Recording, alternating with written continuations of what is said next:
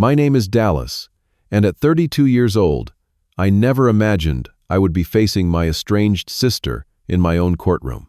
For years, Amanda treated me like I was nothing, worthless, someone who would never succeed. That day in court, when she stood up and demanded I be removed for impersonating someone important, she had no idea she was screaming at the judge. The look on her face when I finally said, "Good morning, counsel. I am Judge Dallas Montgomery," is something I will never forget. Before I tell you what happened next, let me know where you are watching from in the comments. Hit that like button and subscribe to hear how I handled the sister who never thought I would amount to anything. Growing up in a middle-class neighborhood in Boston shaped much of who I am today. Our family lived in a modest 2-story home with blue shutters and a small front yard where Dad would spend his weekends fixing things that never seemed to stay fixed. My father ran a small but successful construction business, working long hours to provide for our family. Mom stayed home but remained emotionally distant, always seeming to look through me rather than at me. And then there was Amanda, my older sister by 7 years, who made it her mission to remind me daily of my perceived inadequacies. From my earliest memories, family dynamics were clearly established. Dad worked, Mom managed the home, and Amanda ruled over me with an iron fist that our parents never seemed to notice or care about. The favoritism was obvious from birthday celebrations to Christmas mornings.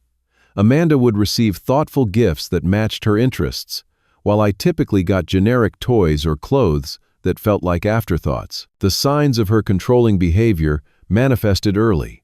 When I was 6, Amanda, then 13, would dictate which toys I could play with and for how long. If I resisted, she would wait until our parents weren't looking to pinch my arm or threaten to tell Mom and Dad I had broken something valuable.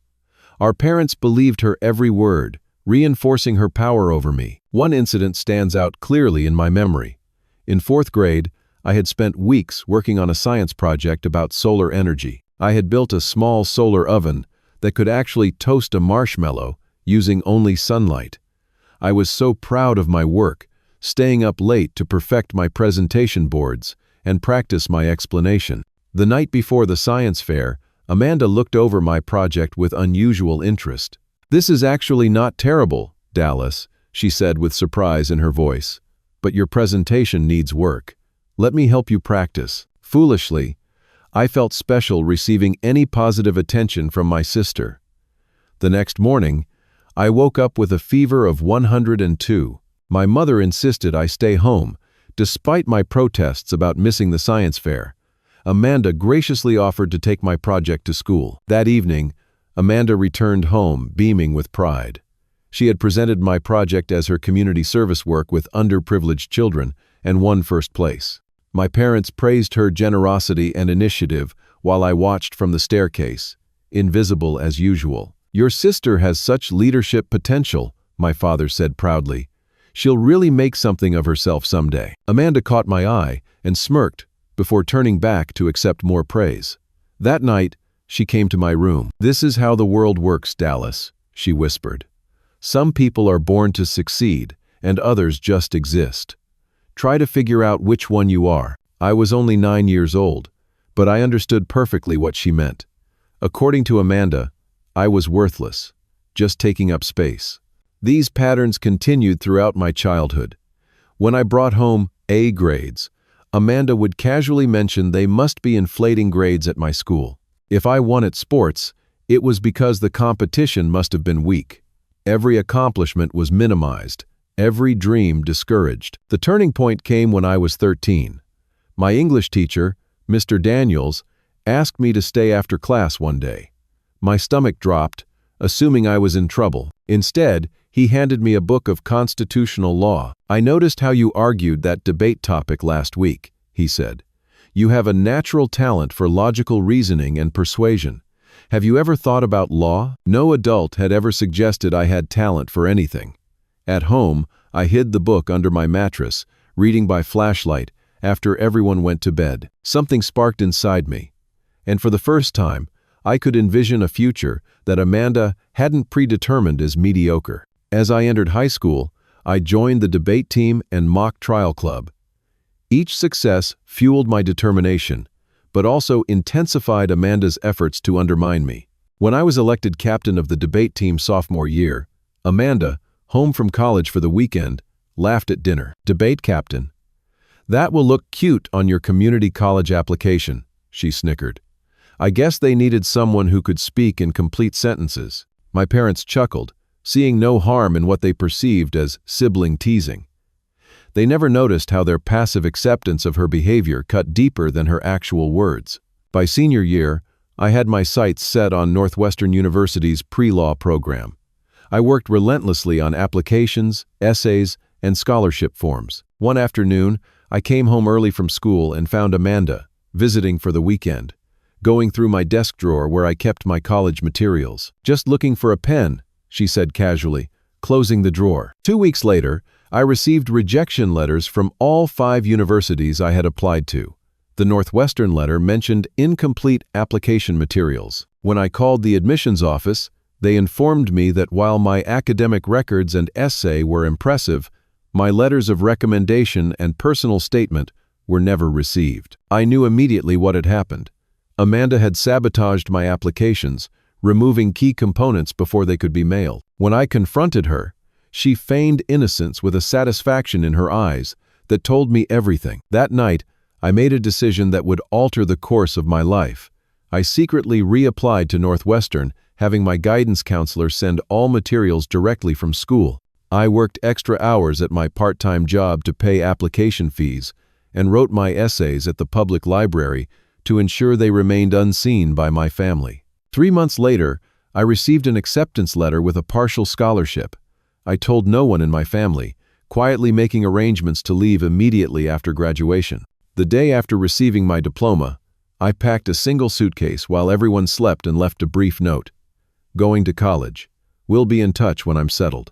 I took a bus to Chicago with $342 in savings and no intention of telling my family where I had gone. For the first time in my life, I was free from Amanda's shadow, though the echoes of worthlessness she had instilled followed me like a second skin. My early college years at Northwestern University were a blend of exhilarating freedom and punishing struggle. I arrived on campus with minimal belongings and a maxed-out student credit card, while other freshmen were decorating their dorms with comforts from home and enjoying orientation week activities. I was applying for every campus job available. Within 2 weeks, I secured 3 part-time positions: morning shifts at the campus coffee shop, afternoon hours shelving books at the law library, and weekend work as a security desk attendant in one of the freshman dorms. My schedule left little room for sleep, let alone the social experiences college was supposed to provide. My roommate, Tyler, noticed my grueling routine. Unlike the loud, partying freshman stereotype, Tyler was a serious pre-med student from Seattle with a quiet demeanor and observant nature. "Do you ever take a break?" he asked one night around 1 a.m. as I was still highlighting textbook passages.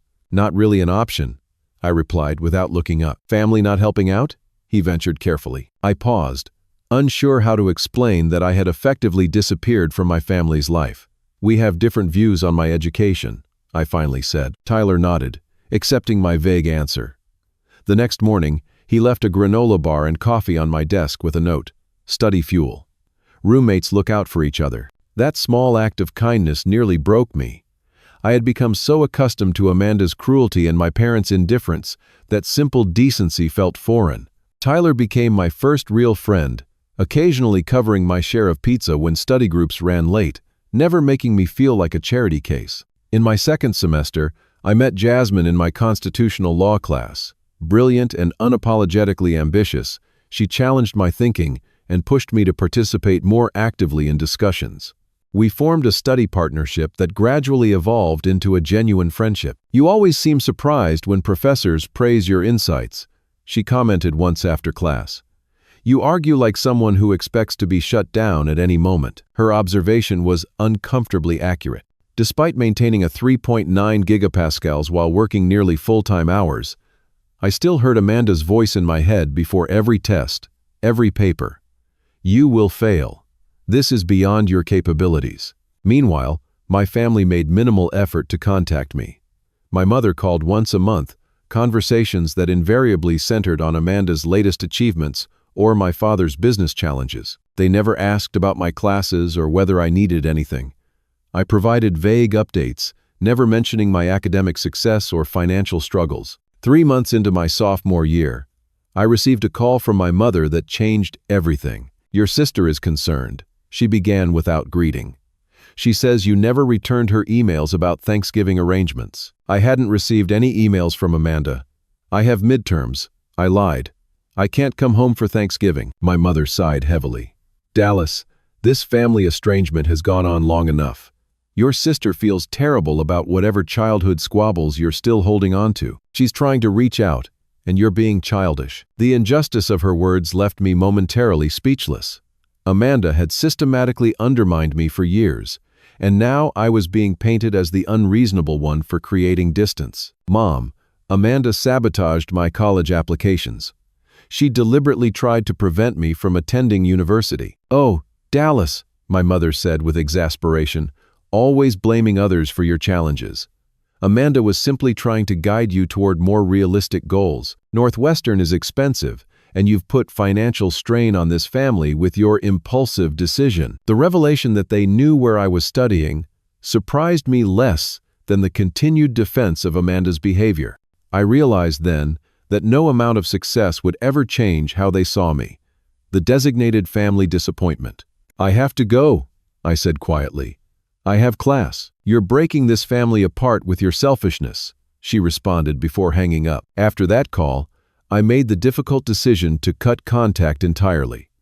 I changed my phone number, created a new email address, and threw myself into building a life entirely separate from my past. The freedom was both terrifying and liberating. I graduated with honors from Northwestern, the ceremony attended only by Tyler, Jasmine, and a few other friends who had become my chosen family. When the acceptance letter from Columbia Law School arrived, there was no family dinner to celebrate, no proud parents to share the news with, just my small circle of friends who understood what this achievement meant. Law school presented entirely new challenges.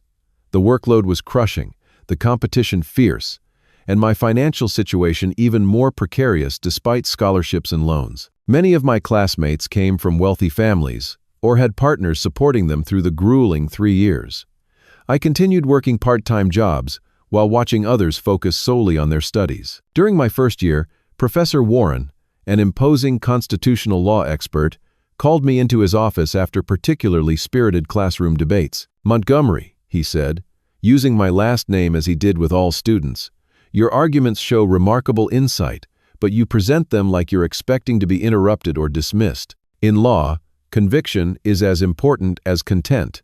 You need to own your intelligence." His words struck a familiar chord, echoing Jasmine's observation years earlier. Professor Warren became an unexpected mentor, challenging me intellectually while helping me develop the confidence my family had systematically destroyed. On his recommendation, I began seeing a therapist at the University Counseling Center. The initial sessions were painful, excavating childhood memories I had buried under academic achievements and work schedules. Gradually, I started recognizing the patterns Amanda had established, how I had internalized her degrading messages as truth. "What your sister did was emotional abuse," my therapist stated plainly during one session. "And your parents were complicit through their inaction." Having someone validate my experience was unexpectedly powerful. I began the slow process of rebuilding my self-perception, questioning the internal voice that still whispered I wasn't good enough, smart enough, worthy enough. For 7 years, from the beginning of college through law school graduation, I maintained complete estrangement from my family. I created new holiday traditions with friends, celebrated achievements within my chosen circle, and built a life defined by connections based on mutual respect rather than obligation. By the time I graduated from Columbia Law, passing the bar exam with high scores, I had developed a new identity entirely separate from the invisible child I had been in Boston. I was Dallas Montgomery, attorney at law, no longer defined by Amanda's narrative of my worthlessness. The pain hadn't disappeared, but I had built something valuable despite it, perhaps even because of it. The constant need to prove my sister wrong had fueled an ambition that might have otherwise remained dormant. Still, late at night, I sometimes wondered if my family ever thought about me, if they ever regretted the dynamics that had driven me away, or if Amanda still spoke of me as the family failure. My legal career began where my passion for justice had always pointed me, at the public defender's office in Brooklyn. The pay was minimal compared to what my classmates took at corporate firms, but the work fed something essential in me. Every client I represented was someone facing a system designed to overlook them, to treat them as disposable. I recognized that feeling all too well. "Montgomery, you work these cases like they're personal," my supervisor commented, after I spent a weekend preparing for what others might have considered a minor drug possession hearing. "They all are," I responded simply. My dedication didn't go unnoticed. After 3 years of building a reputation for thorough preparation and genuine client advocacy, I received an unexpected job offer from the district attorney's office. The transition from defense to prosecution gave me pause, but the opportunity to influence how justice was pursued rather than just responding to charges already filed was compelling. "We need prosecutors who understand the defense perspective," the hiring DA explained. "Someone who sees defendants as people first, case numbers second." My approach, as an assistant district attorney, became known for its fairness. I declined to pursue charges where evidence was shaky, recommended diversion programs for first-time offenders, and built cases meticulously when serious crimes demanded accountability. Judges came to respect my judgment, and even defense attorneys acknowledged my fairness while still vigorously opposing me in court. 5 years into my work at the DA's office, the unexpected happened. A judgeship opened in the district court, and my name appeared on the short list of nominees. At 31, I was unusually young for such consideration, but my reputation for balanced judgment and comprehensive knowledge of both sides of the criminal justice system had earned attention. The nomination process was grueling, with intense scrutiny of my case history, personal background, and legal philosophy. I worried briefly that my estranged family might somehow become a focal point, but the years of separation had been so complete that they were effectively absent from my professional life. The day of my judicial appointment ceremony was surreal. I stood in black robes as colleagues and mentors spoke about my character and qualifications. Professor Warren had traveled from New York to deliver remarks about my intellectual rigor and ethical foundation. Tyler, now a successful pediatric surgeon, and Jasmine, a corporate attorney, sat in the front row alongside other friends who had become family over the years. As I took the oath to uphold justice impartially, I felt both the weight of responsibility and the quiet vindication of having built a life of significance. Amanda's prediction of my worthlessness echoed distantly, now more a historical footnote than a defining narrative. I had been on the bench for just over 6 months when the call came that would shatter the careful separation I had maintained for nearly 12 years. It was a Tuesday evening, and I was reviewing case files for the next day's docket when my phone rang with an unfamiliar Boston area code. "Is this Dallas Montgomery?" asked a formal male voice I didn't recognize. "Yes, this is he," I replied cautiously. "This is Martin Whitman from Whitman & Associates in Boston. I'm calling regarding your father, Robert Montgomery.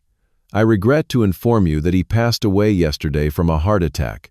The news hit with unexpected force. Despite the years of distance, the finality of death created an instant hollow space. I hadn't spoken to my father in over a decade, but suddenly, all I could remember was him teaching me to ride a bike, the rare moments of connection before Amanda's influence had poisoned our relationship. "I understand this may be difficult given your estrangement," the lawyer continued when I didn't immediately respond. "But as you are named in the will, your presence would be appreciated at the reading following the funeral service this Friday." I took 2 personal days from court, telling my clerk only that I had a family emergency. The return to Boston felt like entering a former life, streets and buildings, familiar yet belonging to someone else's memories. I checked into a hotel rather than staying anywhere connected to family, needing the neutral territory. The funeral service was small, held at the same church where we had occasionally attended Christmas services during my childhood. I slipped into the back row just as it began, not wanting a dramatic entrance. My mother, now appearing much older than her 64 years, sat in the front pew. Beside her was Amanda, her posture rigid and controlled as always. After the service, I steeled myself for the inevitable confrontation and approached them in the receiving line. My mother's eyes widened in genuine shock. "Dallas," she whispered, her hand reaching out tentatively. "You came." Before I could respond, Amanda turned and assessed me coldly. She looked both exactly as I remembered and completely different, her features sharpened by time and what appeared to be significant weight loss. Designer clothes and carefully applied makeup couldn't disguise the strain evident in her expression. "Well, the prodigal son returns," she said, loud enough for nearby mourners to hear. 12 years of silence, and now you appear for the will reading. How convenient." I refused to engage with her antagonism, especially at our father's funeral. "I'm sorry for your loss," I said simply, addressing my mother. "He was too young." My mother seemed uncertain how to bridge the enormous gap between us, settling for a nod and a quiet, "Thank you for coming." The funeral reception and subsequent will reading revealed much about the intervening years. Through careful observation and discreet conversations with old family acquaintances, I learned that Amanda had divorced 3 years earlier after a brief, turbulent marriage to a finance executive. She had no children and had recently moved back in with our mother, ostensibly to help her adjust to being alone after Dad's retirement. What struck me most was how everyone still deferred to Amanda, seeking her approval for the smallest decisions about the reception food or seating arrangements. She maintained the role of family authority figure with practiced ease, though I noticed new edges of desperation in how tightly she clung to control. Throughout the events, I deliberately avoided mentioning my career. When distant relatives or family friends asked what I was doing now, I kept my answers vague, saying only that I worked in the legal system in New York. Amanda, I observed, took every opportunity to highlight her own achievements as a marketing executive, though I caught enough contradictory details to suspect her career was not as robust as she portrayed. The will reading was brief and straightforward. My father had left the family home to my mother, his construction business to a longtime employee, and modest financial bequests to both Amanda and me. The equal treatment seemed to irritate Amanda, who made a point of announcing she would use her inheritance to renovate our mother's kitchen, casting herself as selfless, while implying I would take my share and disappear again. As I prepared to leave, my mother caught me alone in the hallway of the lawyer's office. "Your father always kept track of you," she said quietly. "He had a folder of newspaper clippings whenever your name appeared in case results. He was proud, in his way." The revelation was both comforting and painful. He had cared enough to follow my career, but never enough to reach out, to apologize, to stand against Amanda's treatment of me. "Mom's health isn't good," she continued. "High blood pressure, early signs of heart disease. Losing your father has been hard on her. She would appreciate hearing from you occasionally." I nodded non-committally, unwilling to make promises I wasn't sure I could keep. Amanda's presence in our mother's household complicated any potential reconnection. "Are you all right for money, Mom?" I asked, noticing her worn handbag and the slightly faded quality of her funeral outfit. "We manage," she said with the stoic response of someone unaccustomed to discussing financial realities. "Amanda handles the bills now." That statement triggered professional concern. "Does she have power of attorney?" "Not officially, but she takes care of everything. I never did understand financial matters, and with your father gone." She trailed off, looking suddenly older and more vulnerable. After returning to New York, I couldn't shake my concern about my mother's situation. While I had no interest in re-establishing a relationship with Amanda, I felt a responsibility to ensure our mother wasn't being taken advantage of financially. I contacted Martin Whitman, my father's lawyer, and arranged for him to subtly check on my mother's financial situation without revealing my involvement. 2 weeks later, his findings confirmed my suspicions. Amanda had indeed been managing our mother's finances, including redirecting significant portions of her retirement funds and taking out a home equity line of credit against the house. The discovery placed me in a difficult position. Direct confrontation with Amanda would likely lead nowhere productive, while legal intervention would cause family trauma that might further impact my mother's health. I decided on a careful approach, arranging through Whitman to provide anonymous financial support to my mother while establishing monitoring of her accounts for suspicious activity. This delicate arrangement continued for several months, creating an unusual shadow connection to the family I had left behind. Occasionally, I would receive updates from Whitman about my mother's health or financial situation, each report deepening my concern about Amanda's control. Then came the call that would shatter this fragile equilibrium and set us on a collision course toward that fateful court confrontation. "Mr. Montgomery," Whitman said, his voice unusually tense, "there's been a development you should be aware of. Your sister has applied for loans in your mother's name totaling over $75,000 in the past month alone. The paperwork appears to contain forged signatures." The line between personal history and professional responsibility suddenly blurred.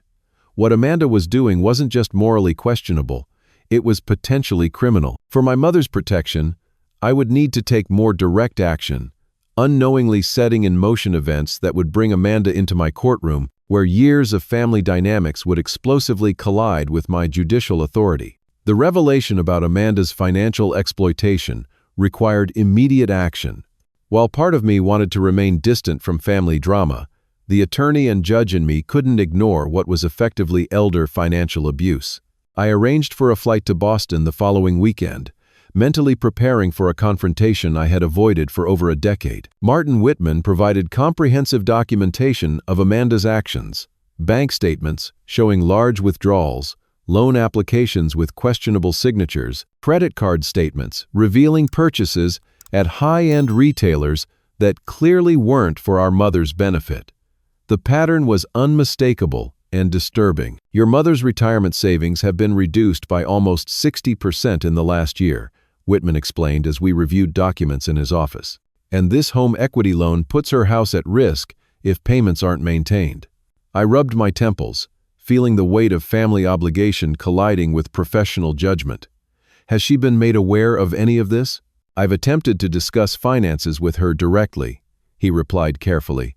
"But your sister is always present, answering questions before your mother can respond. When I requested private meetings, Amanda insisted she handles all financial matters per your mother's wishes." The situation was classic financial exploitation, a case type I had seen numerous times in court. The fact that it involved my sister made it personally complicated, but didn't change the legal and ethical concerns.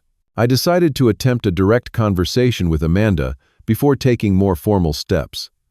Whitman arranged a meeting at his office under the pretense of discussing additional details of our father's estate. When I arrived, Amanda was already seated in the conference room, scrolling through her phone with an air of impatience. She looked up with surprise when I entered alone. "Where's Whitman? And what are you doing here? I thought you'd gone back to whatever mundane job you have in New York." I placed the folder of financial documents on the table between us. "We need to talk about Mom's finances." Amanda's expression shifted almost imperceptibly, a momentary flash of alarm quickly replaced by practiced indignation. "There's nothing to discuss. I manage Mom's affairs now that Dad's gone. She's perfectly happy with the arrangement, including the home equity loan and the emptying of her retirement accounts," I asked calmly. Amanda's eyes narrowed. "You have no right to access those records. That's private family business, and you removed yourself from this family years ago. Financial exploitation of the elderly is a criminal offense in Massachusetts," I continued, maintaining my professional demeanor despite the personal connection. "What you're doing could result in charges." She laughed dismissively. "Always so dramatic, Dallas. Mom signed everything willingly. I've been taking care of her while you've been absent. The money has gone to home improvements, medical expenses, and yes, some loans to help me through a temporary rough patch after my divorce. Everything will be paid back. The signatures on these documents don't match Mom's handwriting on earlier papers," I pointed out. "And $12,000 at Neiman Marcus doesn't constitute home improvements or medical expenses." Amanda's face flushed with anger. "You disappeared for 12 years, and now you think you can waltz back in and question how I care for Mom. Where were you when she needed knee surgery? Or when Dad's funeral had to be arranged? You don't get to judge me." "This isn't about judging you, Amanda. It's about protecting Mom's financial security." "She's fine," Amanda snapped. "And if you push this, I'll make sure you never see her again. She relies on me completely now. One word from me about how you're causing her stress with false accusations, and you'll be permanently cut off." The threat was delivered with the same casual cruelty she had wielded throughout our childhood, but now it carried legal implications I couldn't ignore. Amanda was explicitly threatening to use her influence to continue isolating our mother for financial gain. I left the meeting with the confirmation I needed.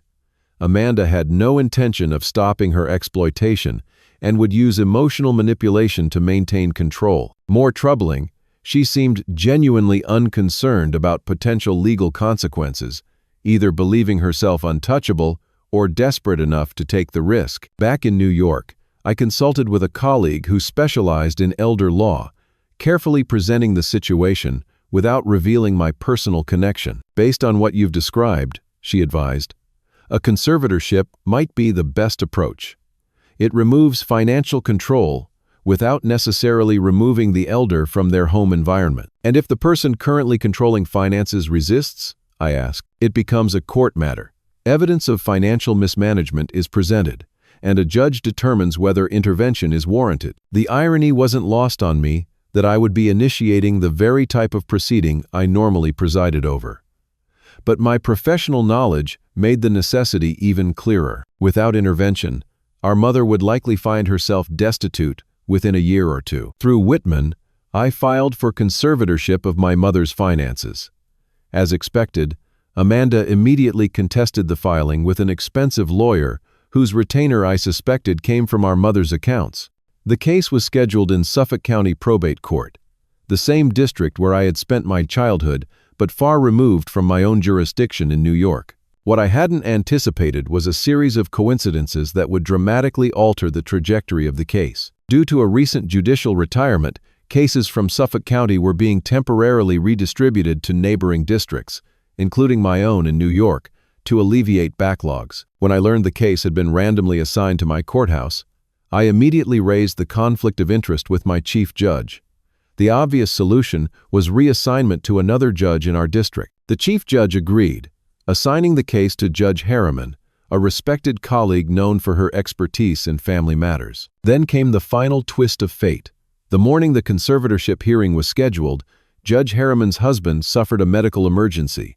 With the courtroom already scheduled and parties en route, the chief judge made a last-minute decision. "Montgomery," he said, appearing in my chambers 15 minutes before morning docket, "we need you to take Harriman's cases today.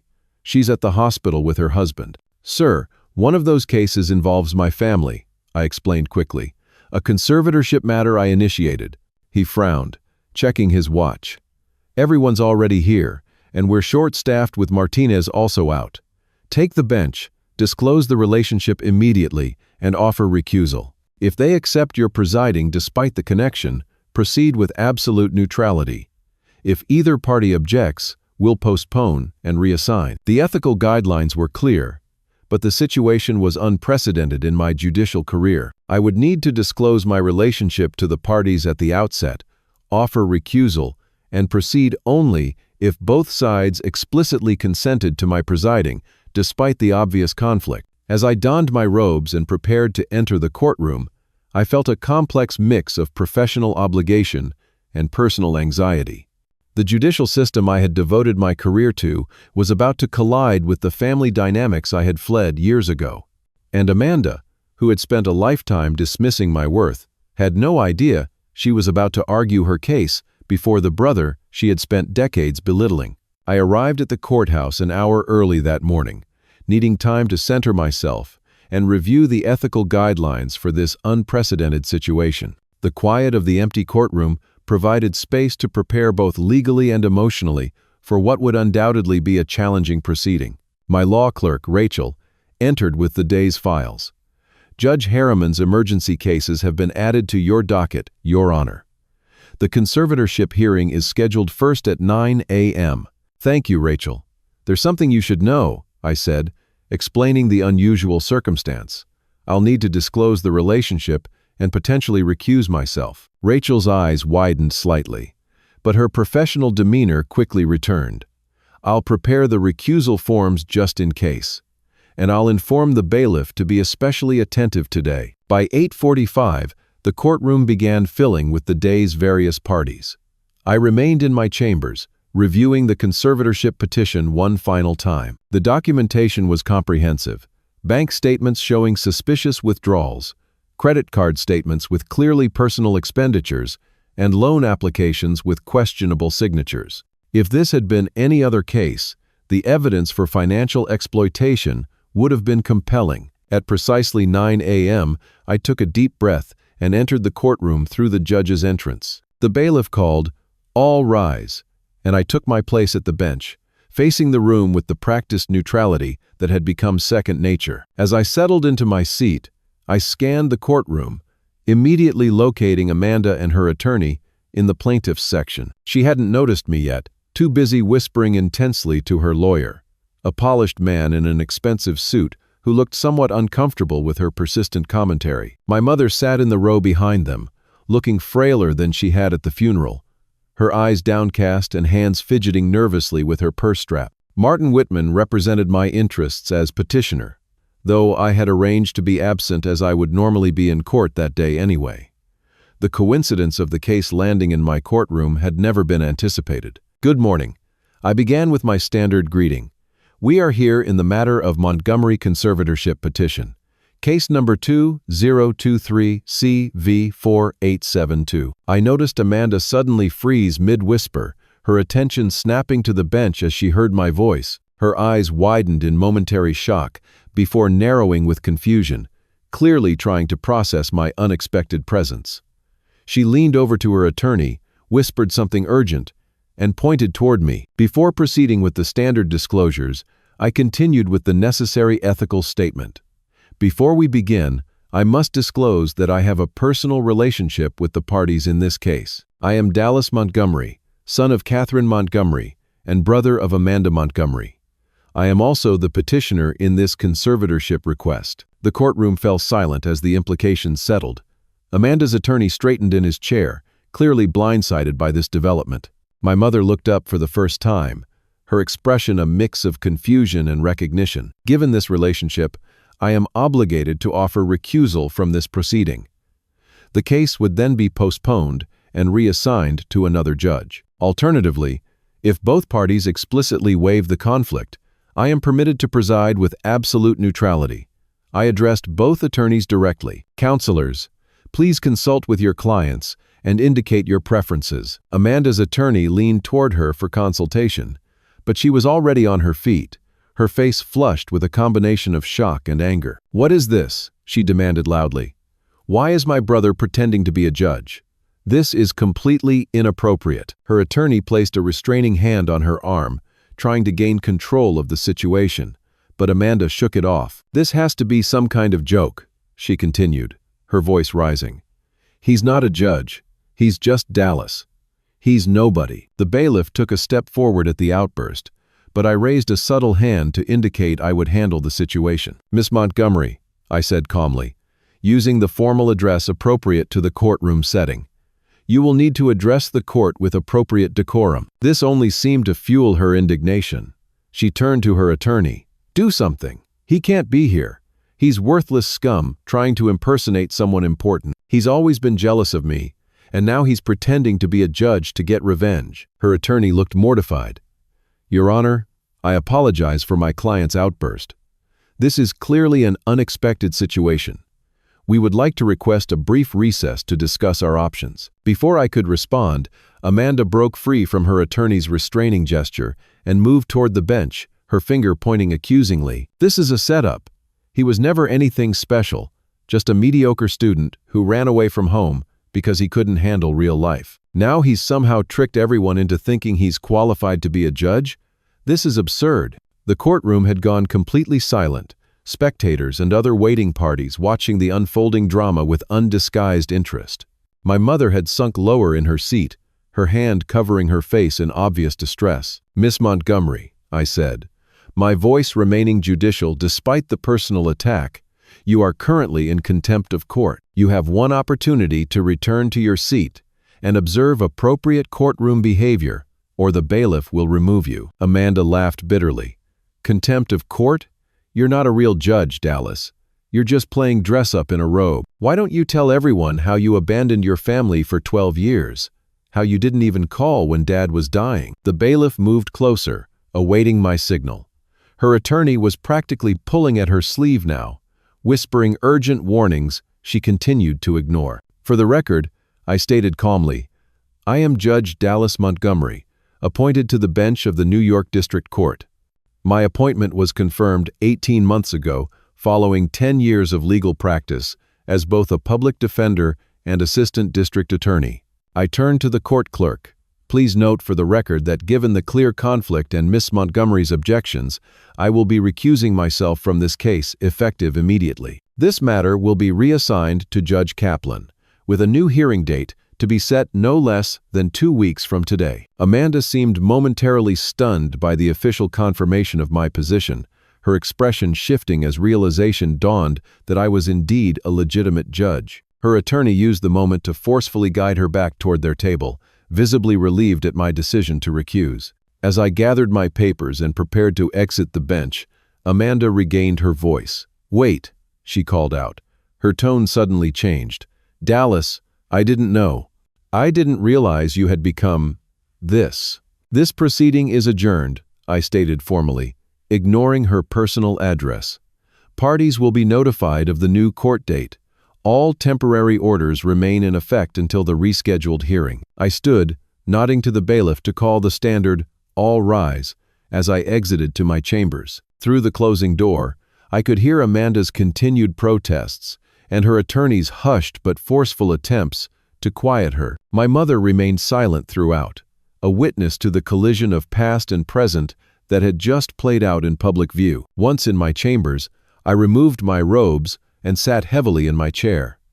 Rachel appeared a moment later, concern evident on her face. "Judge, are you all right? That was intense." "I'm fine," I replied automatically, though the emotional impact was still reverberating through me. "Please inform Judge Kaplan about the case reassignment and make sure all the recusal paperwork is processed immediately." After she left, I sat alone, processing what had just occurred. Amanda's reaction had stripped away years of professional achievement in seconds, returning me instantly to the diminished role she had always assigned me. Yet something had also shifted. For the first time, I had witnessed the moment when her narrative of my worthlessness collided with irrefutable evidence to the contrary. Her worldview, in which I would always be beneath her, had cracked visibly in that courtroom. I had less than 5 minutes to compose myself before facing the rest of the day's docket. Taking a deep breath, I put on my judicial robes once more, compartmentalizing the personal earthquake that had just occurred. There were other cases waiting, other people deserving justice, and I would not allow family drama to interfere with my responsibilities. As I prepared to return to the courtroom, my phone buzzed with a text from Martin Whitman. "Your sister is demanding to speak with you. Currently in the hallway creating a scene. Courthouse security involved. Thought you should know." The aftershocks, it seemed, were just beginning. The remainder of the morning docket proceeded with professional normalcy, though I was acutely aware of whispers among court staff. By lunchtime, news of the dramatic recusal had undoubtedly spread throughout the courthouse. I managed to maintain judicial focus through 3 arraignments and 2 sentencing hearings, but Amanda's words echoed persistently beneath my concentration. When the lunch recess was called, I remained in chambers, having asked Rachel to bring a sandwich rather than risk an encounter in public areas. She returned not only with lunch but with an update. "Your sister refused to leave the building," she reported. "Security finally convinced her to wait in the public consultation room on the 1st floor. She's apparently told everyone who will listen that she needs to speak with you." I sighed, weighing my options. Avoiding Amanda entirely would be easiest emotionally but might prolong the disruption to court operations. A brief, controlled interaction might resolve the immediate situation, even if it couldn't address decades of complex family dynamics. "Tell security I'll speak with her briefly at the end of the court day," I decided, "and have someone stay within earshot, please." Rachel nodded, clearly concerned.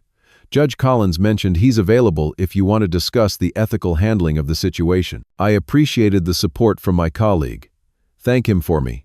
I'll stop by his chambers later." The afternoon session felt interminable, each case requiring extra effort to maintain proper judicial focus. By 4:30, when I finally adjourned for the day, Emotional exhaustion competed with the professional necessity of addressing Amanda's presence. I changed from my robes into a suit before heading to the consultation room, a deliberate choice to separate this encounter from my judicial role. A courthouse security officer stood outside the door, nodding respectfully as I approached. "She's been waiting all day, Judge. Refused to leave even for lunch." "Thank you, Officer Martinez. Please remain nearby." I entered to find Amanda pacing the small room, her designer outfit looking considerably more rumpled than it had that morning. She stopped abruptly when she saw me, a complex series of emotions crossing her face too quickly to identify. "So it's true," she said, her voice softer than it had been in the courtroom. "You really are a judge." "Yes," I replied simply, remaining by the door, maintaining both physical and emotional distance. Amanda gestured helplessly. "Why didn't you ever tell us? All these years, we thought you were just, I don't know, working some ordinary job somewhere, maybe struggling." Mom always worried. The selective revision of history was so typically Amanda that I almost laughed. "You never asked. The last time we spoke before Dad's funeral, you were sabotaging my college applications. That was a lifetime ago," she dismissed with a wave. "People change. Families should stay connected regardless of childish disagreements. Financial exploitation of our mother isn't a childish disagreement, Amanda." Her expression hardened. "That's a gross mischaracterization.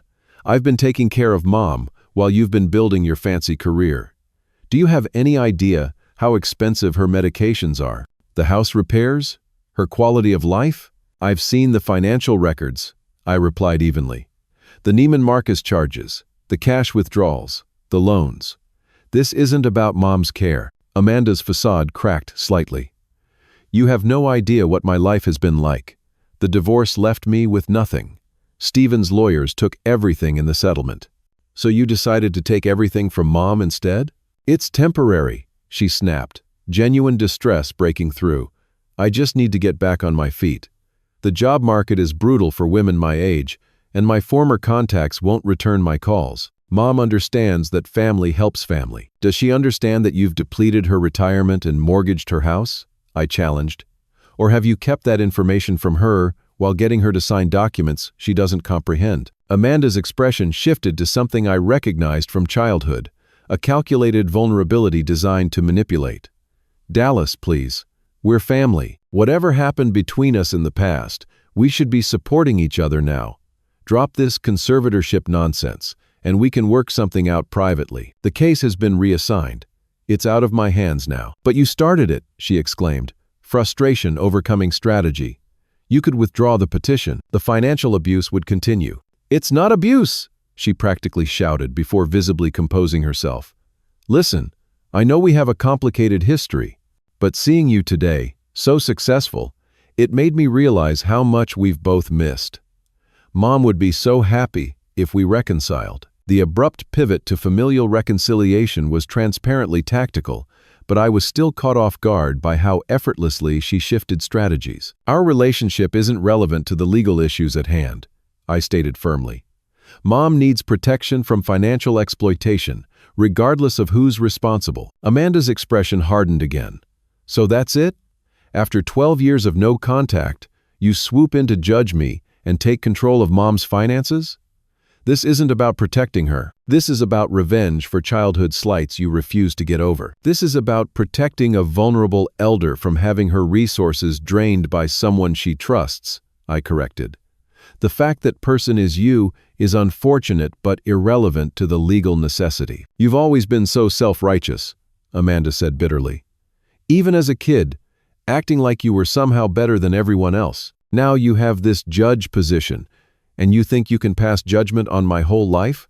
You know nothing about what I've been through, and you know nothing about what I've achieved despite your constant messages that I was worthless," I responded, finally allowing some personal feeling into the conversation. "Messages you were still broadcasting in open court this morning." She had the grace to look momentarily abashed. "I was shocked to see you there. You can't hold courtroom statements against me." Before I could respond, my phone rang. The caller ID showed Martin Whitman's office.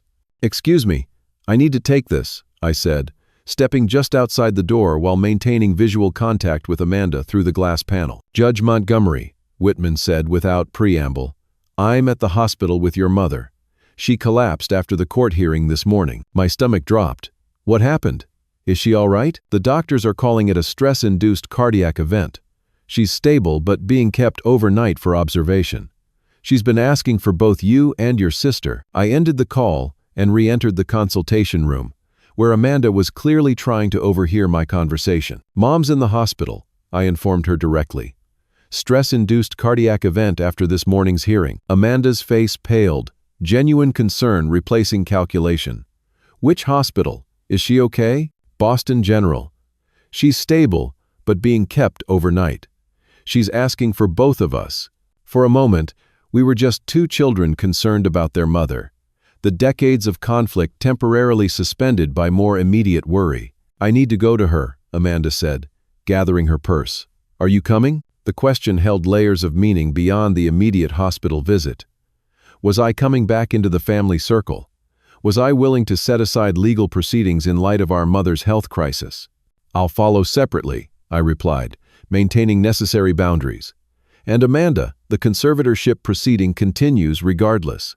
Mom's health situation only underscores the need to protect her from additional stress. Her expression hardened once more. Always the judge, never the brother. Fine. I'll tell Mom you're too busy with your important job to be there properly. As she brushed past me toward the door, I added, the financial records will all be presented in court. Judge Kaplan will make an independent determination based on evidence. If you want any chance of maintaining a relationship with Mom afterward, you might want to consider being honest with her before she learns everything from court transcripts. Amanda paused, her back to me.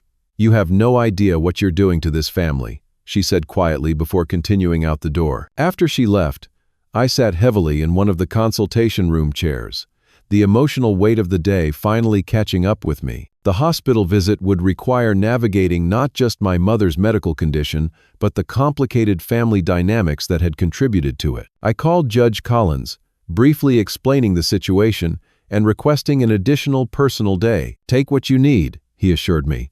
Family health comes first.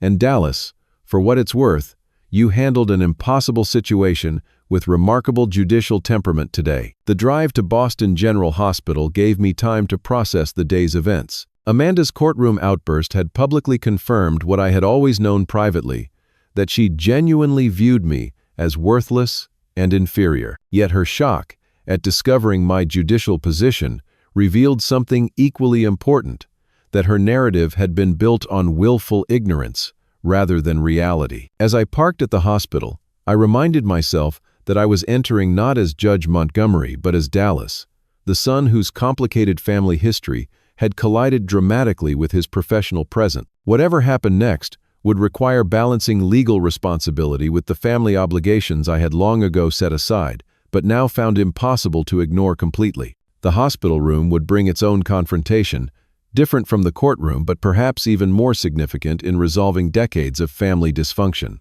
As I walked through the entrance, I prepared myself to face not just my mother's health crisis, but the long-deferred reckoning with a family system that had defined me as worthless for reasons that had always been more about Amanda's insecurities than my actual worth. The elevator ride to the cardiac floor gave me one last moment to center myself before stepping into a family role I had abandoned 12 years earlier, now forever changed by the courtroom revelation that the family failure had become the family judge. 6 months after that explosive courtroom confrontation, I sat in my chambers reviewing case notes for the day's docket. A framed photo now stood on my desk, something that would have been unimaginable half a year earlier, a recent picture of my mother and me at her 70th birthday lunch. The journey to that peaceful image had been anything but simple. The night of the hospital visit had been tense, with Amanda attempting to control the narrative as always. When I arrived at my mother's room, she was already there, having positioned herself as the devoted daughter while painting me as the callous son who had triggered Mom's cardiac event with unnecessary legal proceedings. Dallas, my mother had said weakly from the hospital bed, is it really true? Are you actually a judge? The genuine wonder in her voice revealed how completely Amanda had shaped her perception of my life. Yes, Mom, for almost 2 years now. Why didn't you ever tell us? She asked, confusion evident. You never asked, I replied simply. The few times we spoke after I left home, the conversation centered on Amanda's achievements or family complaints about my absence. Amanda interjected, "This isn't the time to rehash old grievances, Dallas. Mom needs rest, not stress." But something had shifted in my mother's awareness. Perhaps the courtroom drama and subsequent health scare had created space for new perspective. Or maybe seeing me in a position of authority had challenged long-held family narratives. "Amanda, I'd like a few minutes alone with your brother," she said with unexpected firmness. Amanda's protest died on her lips at our mother's resolute expression. After she reluctantly stepped out, Mom turned to me with tears in her eyes. "I failed you, didn't I?" she asked quietly. "I let Amanda's treatment of you continue because it was easier than confronting it." The simple acknowledgement was more than I had ever expected to hear. "Yes," I admitted, "you did. And now you're a judge, despite everything." She shook her head slightly. "Your father would have been so proud." "Martin Whitman told me Dad kept news clippings about my cases," I mentioned. She nodded. "He did. He never knew how to reach out after so much time had passed. We both failed you, Dallas, and I'm sorry." The apology, though decades late, opened a door I had long assumed permanently closed. Over the following days, as she recovered in the hospital, we had the first honest conversations of my adult life. She listened to the reality of my childhood under Amanda's constant belittlement and admitted her own complicity through inaction. More difficult was discussing the current financial situation. When presented with clear evidence of Amanda's exploitation, my mother initially resisted believing the extent of the problem. She said those loans were temporary, she defended weakly. She promised to repay everything once she found a new position. "Mom, she's taken over $200,000 from your accounts in the last year," I explained gently. "The home equity loan alone puts your house at risk. This isn't temporary help, it's systematic exploitation." The conversation was painful but necessary. By the time she was discharged from the hospital, my mother had agreed to the conservatorship, though she requested a professional financial manager rather than placing me in control, a boundary I respected. Amanda's reaction to this development was explosive but ultimately revealing. When our mother informed her of the decision, Amanda's mask of devoted daughter slipped completely. "After everything I've done for you?" she had shouted in the hospital discharge room. "Dallas abandons the family for 12 years, and you're taking his side?" "This isn't about sides, Amanda," our mother had replied with newfound strength. "This is about my financial security. I needed that money." Amanda had finally admitted in frustration, "My career is in shambles. My ex-husband left me with nothing. And Dallas shows up with his perfect judge job and nice suits like he's better than everyone." The raw admission of jealousy explained so much about our childhood dynamic. Amanda's need to diminish me had always stemmed from her own insecurities, her fear that any acknowledgement of my worth somehow diminished hers. The conservatorship was granted without contest the following week, Amanda having apparently recognized the futility of fighting the overwhelming financial evidence. She disappeared from our mother's life immediately afterward, refusing contact and blaming both of us for her mounting financial problems. While I returned to my judicial duties in New York, I maintained regular contact with my mother through weekly phone calls and monthly visits. For the first time in my adult life, I experienced what it meant to have a parent who expressed genuine interest in my life and pride in my achievements. My professional therapy sessions intensified during this period as I processed both the childhood trauma and the complicated emotions of partial family reconciliation.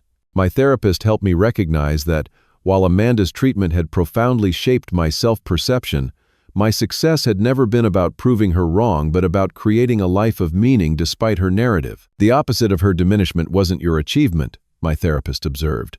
"It was your eventual freedom from needing her approval or validation at all." 3 months after the conservatorship was established, we received word through mutual acquaintances that Amanda had hit rock bottom. Evicted from her apartment and facing credit card fraud charges unrelated to our mother's accounts, she had finally sought help through a rehabilitation program that addressed both financial management and psychological issues. My mother visited her there, returning with complex emotions. "She's angry, hurt, and finally getting help," she reported. The counselor said, her behavior stems from deep insecurity and compensatory narcissism. They asked if family reconciliation might eventually be part of her recovery process. "I'm not ready for that," I admitted, "and may never be." "I understand," my mother replied. "Boundaries are necessary sometimes. I should have set them years ago." The most unexpected development came in the form of a letter from Amanda's rehabilitation counselor, indicating that she had acknowledged her exploitative behavior and the lifetime of diminishment she had inflicted. The letter included her request to eventually make amends, though the counselor emphasized that my participation would be entirely at my discretion and should prioritize my own well-being. I placed the letter in my desk drawer, neither accepting nor rejecting the overture. Healing had its own timeline, and forcing reconciliation before genuine change had been demonstrated would only perpetuate unhealthy patterns. Meanwhile, my experience with family trauma surprisingly enriched my approach to justice. I found myself more attuned to the complex human dynamics underlying the cases before me, more aware of how family patterns shape behavior, more compassionate toward both victims and offenders whose actions often stemmed from their own unresolved wounds. A junior colleague once commented on my distinctive judicial approach after observing my courtroom. "You have this unusual balance of clear boundaries and genuine compassion," she noted. "Most judges lean heavily toward one or the other." "Both are necessary," I explained. "Justice without compassion becomes mere punishment, while compassion without boundaries enables continued harm." This philosophy, born from personal experience, became the foundation of my judicial reputation. I maintained appropriate professional distance while never forgetting that each case involved real people with complex histories that had led them to my courtroom. 6 months after that dramatic courtroom confrontation, our family situation had stabilized into a new normal. My mother, financially secure under professional management, had begun volunteering at a community center, developing independence she had never experienced during her marriage. We spoke weekly, our relationship evolving into something healthier than I had ever thought possible. Amanda remained in recovery, working through her program requirements and, according to my mother, genuinely confronting the patterns that had defined her behavior. I maintained my distance while acknowledging that people could change if they committed to difficult personal work. As for me, the experience had taught me that success was indeed the best response to doubt, but not in the way I had once believed. True success wasn't measured by titles or achievements that could be thrown in the face of those who had diminished you. It was found in building a life of meaning, maintaining integrity despite provocation, and eventually reaching a place where others' opinions lost their power to define your worth. The most profound lesson came unexpectedly during a conversation with my mother on her birthday. As we finished lunch, she looked at me with tears in her eyes. "I keep thinking about that day in the courtroom," she said, "when Amanda called you worthless in front of everyone, not knowing you were the judge." I nodded, the memory still carrying emotional weight despite the months that had passed. "You know what struck me most?" she continued. "Not just that you had become successful, but how you handled her outburst. You remained calm, professional, dignified.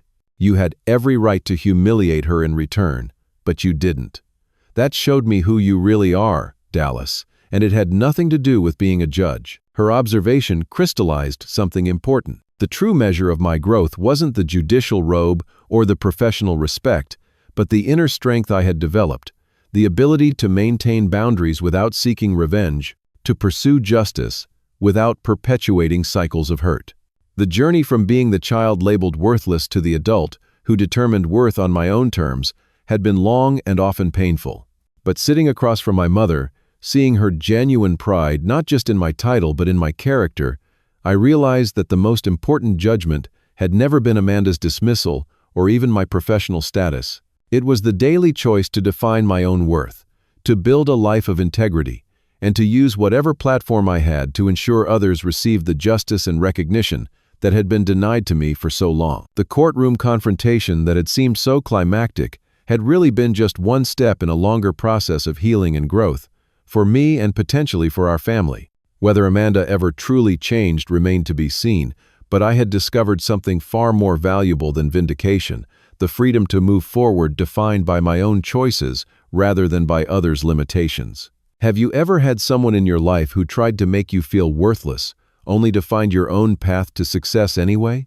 Share your story in the comments below. If this resonated with you, please hit that like button and subscribe to hear more stories about overcoming family challenges and finding your own worth. Thank you for listening to my journey. And remember, no one else gets to determine your value, no matter what position they hold in your life.